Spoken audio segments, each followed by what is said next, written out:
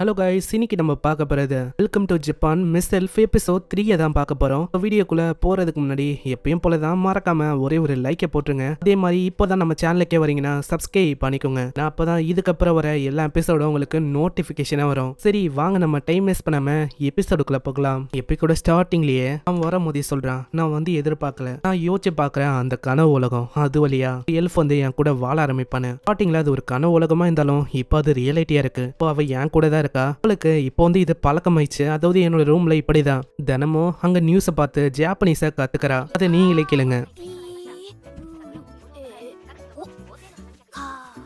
நம்ம தான் அந்த எல்ஃப் வந்து ரொம்ப கியூட்டா எல்லாத்தையும் கத்துக்கிறான். அதனால இதை பழக்கமாக்கிக்க முடியல. ஏன்னா நான் எப்பயுமே தனியா இருப்பேன். இப்போ என் கூட ஒரு எல்ஃப் இருக்கா. அவளோட நீளமான வெள்ளை முடி, அவளோட அழகான அந்த கண்கள் என்னால பழக்கமாக்க முடியல. இதெல்லாம் எனக்கு வித்தியாசமா ரொம்ப புதுசா இருக்கு. இதே மாதிரி தான் மீறியும் அங்க அவளோட பேரை ஜாப்பனீஸ்ல சொல்றா. அதெல்லாம் பார்க்கும்போது காசு ரொம்ப ஆச்சரியமா வரா. அட நீ வந்து அதுக்குள்ள கத்துக்கினியா? ஏன்னா ஒரு நார்மலா ஒரு லாங்குவேஜை கத்துக்கிறதுக்கு எப்படியோ ஒரு 2000 ஹவர் ஆச்சு ஆகும். நீ வந்து சும்மா ஷோவை பார்த்தோம் அப்படியே நீ கத்துக்கின, அதுவும் ஒரே நாள்ல. இதே மாதிரி தான் கொஞ்சம் கொஞ்சமா லாங்குவேஜை நல்லா கத்துக்கவும் ஆரம்பிக்கிறான். இதுல பாருங்க, ஏதோ பார்க்கும்போது ஏதோ ஒரு சின்ன பொண்ணு படிக்கிற மாதிரி இருக்கு. உண்மை என்னன்னா இவ ஒரு எல்ஃப் பல வருஷம் வாழ்ந்திருக்கா, அதாவது செஞ்சுரிஸ் கணக்கா. இதே மாதிரி அங்க ஒயினையும் கொண்டு வந்து தரான். அவ ட்ரெஸ் எல்லாம் மோந்து பாக்குறான். ஏய், உன்னோட ட்ரெஸ் வந்து நல்லாவே ஸ்மெல் அடிக்குது. அதே மாதிரி சூட்டோட உன்னை பார்க்கும்போது மோனி மேன்லியா இருக்க. சரி என்ன பண்ணிருக்கேன், இந்த ஒயினை கொடி. இதே மாதிரி தான் கோன்சா அப்படின்னு ஒரு டிஷ்ஷையும் அவங்க சாப்பிடுறாங்க. அது பார்த்தா அவ்வளோ ருசியா இருக்கு.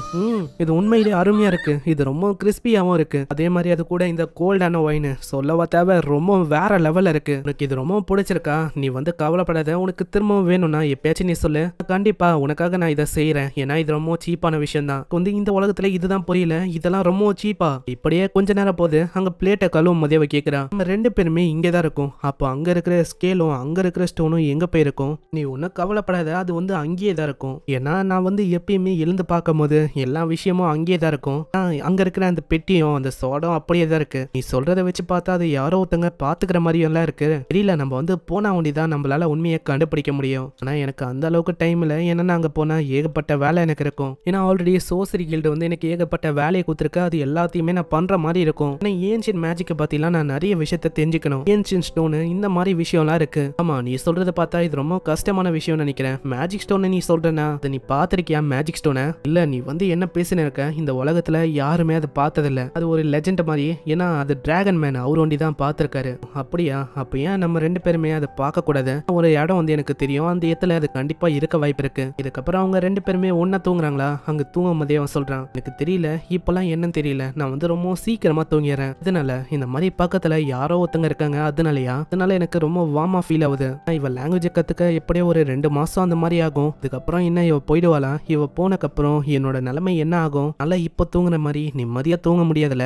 இதுக்கப்புறம் அவங்க டைரக்டா அந்த இடத்துக்கும் வராங்க. காசு லஞ்சும் ப்ரிப்பேர் பண்ணி தான் இங்க வந்திருப்பான். காசு கிட்ட இப்பதான் அந்த பொண்ணே வரா. நல்ல தூக்கம் தெரியுமா, நான் வந்து இது வரைக்கும் இந்த மாதிரி தூங்குனதுல ஒரு குழந்தை மாதிரி நான் தூங்கினேன். அப்படியா? சரி நம்ம வந்து போகலாமா? மேப்ல அந்த ஏரியாவை பார்த்தா அது வேற ஒரு கண்ட்ரில இருக்கு. இவ்வளவு தூரம் நம்மளால எப்படி போக முடியும்? கவலைப்படாத, என் கிட்ட ஒரு ஸ்கில்லும் இருக்கு. உங்க காசு கிட்ட ஒரு ஸ்கில் இருக்கு. அது வழியா இவனால வேற ஒரு இடத்துக்கு டிராவல் பண்ண முடியுமா? ஸ்கில்லோட பேரும் ட்ரெயினா. இந்த ஸ்கில்ல ஆக்டிவேட் பண்ணோனே அவங்க 2 பேரும் ஒரு கருப்பா இருக்கிற ஒரு ஏரியாக்கும் போறாங்க. அவ ரொம்ப பயந்து போறான். என்னது இது, ஒரே கருப்பா இருக்கு குகை மாதிரி. கவலைப்படாத, நம்மளால சீக்கிரமா இது வழியா போக முடியும். அதாவது நீ பாக்குறது எல்லாமே ஒரு ஏரியா. இந்த ஸ்கில்ல பயன்படுத்தும் போது என்னால சாம வேகமா அங்க போக முடியும். முக்கியமா சொன்னா என்ன மாதிரி மர்ச்சன்ட்ஸ் கிட்ட எல்லாம் இந்த மாதிரி ஸ்கில் இருக்கும். ஆனா அவளைக்கும் இந்த ஸ்கில்ல பத்தி யாருக்கும் தெரியாது. நம்மளால இதை பயன்படுத்தி எவ்வளவு தூரமான டிஸ்டன்ஸுக்கு போக முடியுமோ அவளைக்கு எவ்வளவு போக முடியும்.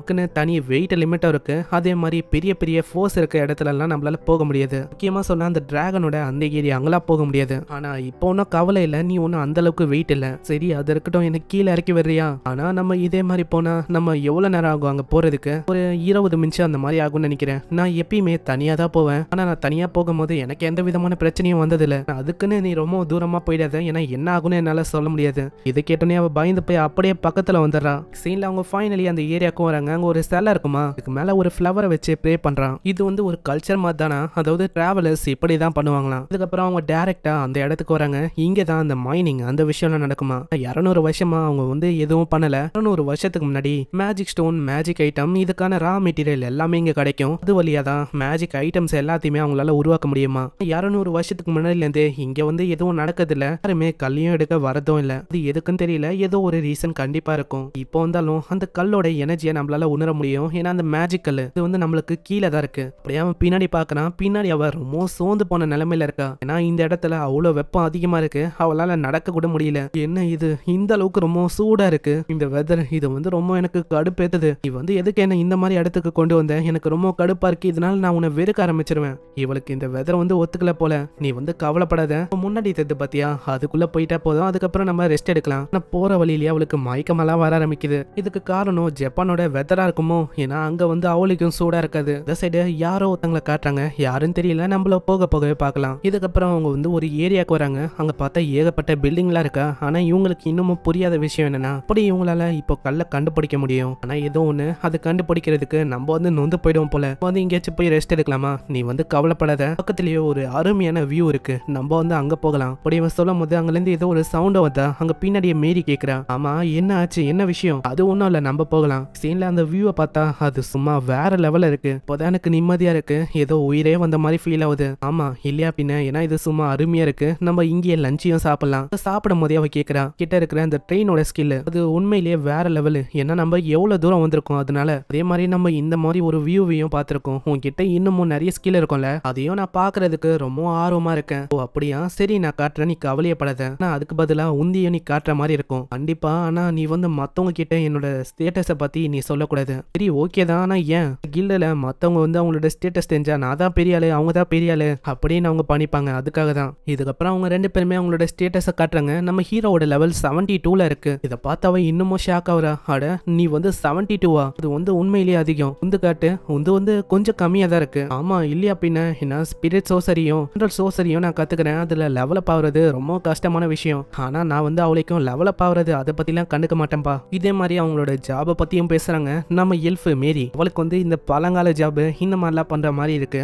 காசுக்கும் இலூஷனரி ஸ்வாட்ஸ்மேன் அப்படின்னு ஒரு ஜாப் இருக்கு. இதை பத்திலாம் அவங்க பேசிக்கினே போறாங்க. இந்த சைடு ஒரு குரலும் கேக்குது. இதுக்கு முன்னாடி பார்த்தா அதே ஆளுங்க, அந்த போரான அந்த பையன், அது கூடவே அந்த எல்ஃப் அவ்வளோ இருக்கா. இப்ப என்ன பண்ணலாம்? ஒன்னும் இல்ல, மாஸ்டருக்கு அவங்க ரெண்டு பேரையும் இறையாக்கிடலாம். சீன்ல காசும் அங்க போகும்போதே கேட்கிறான், ஸ்பிரிட் சோசரிக்கும் மேஜிக் சோசரிக்கும் என்ன வித்தியாசம்? அதை உனக்கு சொன்னா புரியாது, இதோ நான் பண்ணி காட்டுறேன் பாரு. அங்க அப்படியே அவ ஸ்பிரிட்ஸ் சமன் பண்றா. அதை பார்த்து காசு அவ்வளவு சந்தோஷமா வரான். இந்த மாதிரி ஒரு அழகான ஸ்பிரிட்டை நான் பார்த்தது இல்ல. ஆமா இப்படிதான் நாங்க சமன் பண்ணுவோம். அதே மாதிரி இதுக்கு நாங்க அதுக்கேற்ற மேஜிக்கை கொடுத்தா எங்களால மேஜிக்கையும் அன்லீஷ் பண்ண முடியும். இப்படி இவங்க இந்த விஷயத்தை பத்தி எல்லாம் பேசும்போது திடீர்னு அங்க ஒரு மாஸ்டர் வந்து அங்க காசு இதை பார்த்தோன்னே அவனோட ஓவர்லோட அந்த ஸ்கில்ல வச்சு அப்படியே அதை போட்டு தள்ளுறான். வந்து கொஞ்சம் ஜாக்கிரதையாரு, இந்த மாஸ்டர்ஸ் இது வந்து கூப்பர், ரொம்ப வெயிட்டா இருந்தாலும் இதுங்களால ஸ்பீடா ஓட முடியும். இன்னமும் நிறைய மாஸ்டர் இருக்கு, நான் வந்து எல்லாத்தையுமே பாத்துக்கிறேன்.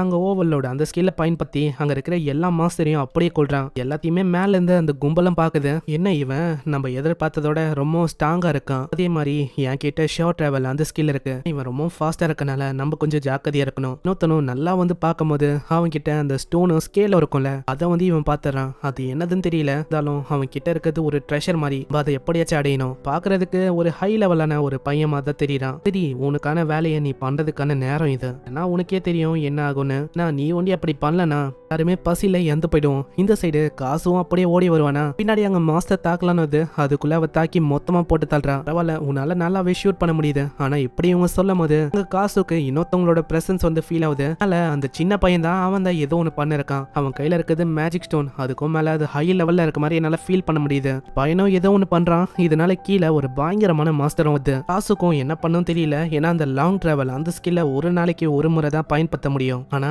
இப்போதைக்கு என்னால ஷார்ட் டிராவல பயன்படுத்த முடியும். ஆனா அதுக்கு வெயிட் லிமிட்னு ஒண்ணு இருக்கு. சோ நான் என்ன பண்றது, வேற வழி இல்ல, நம்மளுக்கு ஒரே ஒரு வழி தான் இருக்கு. இந்த மாஸ்டரும் அப்படியே தாக்குதா. இவங்க ரெண்டு பேருமே அப்படியே ரியாலிட்டிக்கு வந்துடுறாங்க. இல்ல வேலை நம்மளுக்கு எதுவுமே ஆகல, நம்ம தப்பிச்சு இங்க வந்துட்டோம். நான் வந்து ஒரு விஷயத்த நல்லா நோட் பண்ணேன். அந்த கூப்பர்ஸ் அவங்க கூட நம்ம சண்டை போடும் போதும் யாரோ ஒருத்தங்க நம்மள பார்த்துனே இருந்தாங்க. அந்த இடத்துக்கு போனதுல இருந்தே நம்மள யாரோ ஒருத்தங்க வாட்ச் பண்ணிருந்தாங்க. யாரோ ஒருத்தங்க தான் இதுக்கு பின்னாடி இருக்காங்க. அப்பனா அந்த சின்ன பையன் அவனையும் யாரோ ஒருத்தங்க பயன்படுத்துறாங்களா? ஆமா இப்போதைக்கு அவங்க தேடி வரதே நம்மளோட பேக்ஸுக்காக தான். இப்போதைக்கு அவங்க அதை தான் தேடுறாங்கன்னு நினைக்கிறேன். அதே மாதிரி காசு இப்ப காலையில ஆயிடுச்சு, நீ வந்து ஒர்க்குக்கு போக வேணாவா? இல்ல இன்னைக்கு சாட்டர்டே எனக்கு ஒர்க் இல்ல. அப்பனா என்ன விஷயம்னு உனக்கு புரியுதா? நம்ம ரெண்டு பேருமே ஒன்னா இருக்க முடியும். நீ படிக்கிறதுக்கு நான் ஹெல்ப் பண்ண முடியும். அதே மாதிரி நம்ம வீக்கெண்ட்ல வெளியிலயும் போக முடியும். இது கேட்கும் போது அவளுக்கும் அவ்வளவு சந்தோஷமா இருக்கு. இங்கே இந்த எபிசோட முடியுது. சோ பார்க்கலாம் இதுக்கப்புறம் என்ன ஆகுது. போகுதுன்னு மறக்காம கீழே ஒரே ஒரு லைக்கை போட்டுருங்க. ஏன்னா நீங்க லைக்கை போட்டாதான் எல்லா எபிசோடும் மற்றவங்களுக்கு ரெக்கமெண்ட் ஆகும். அதே மாதிரி இந்த எபிசோட் எப்படின்னு சொல்லி கீழே கமெண்ட் பண்ணி சொல்லுங்க. நான் உங்களை நெக்ஸ்ட் எபிசோட்ல சந்திக்கிறேன். தேங்க்யூ ஃபார் வாட்சிங். சைனரா.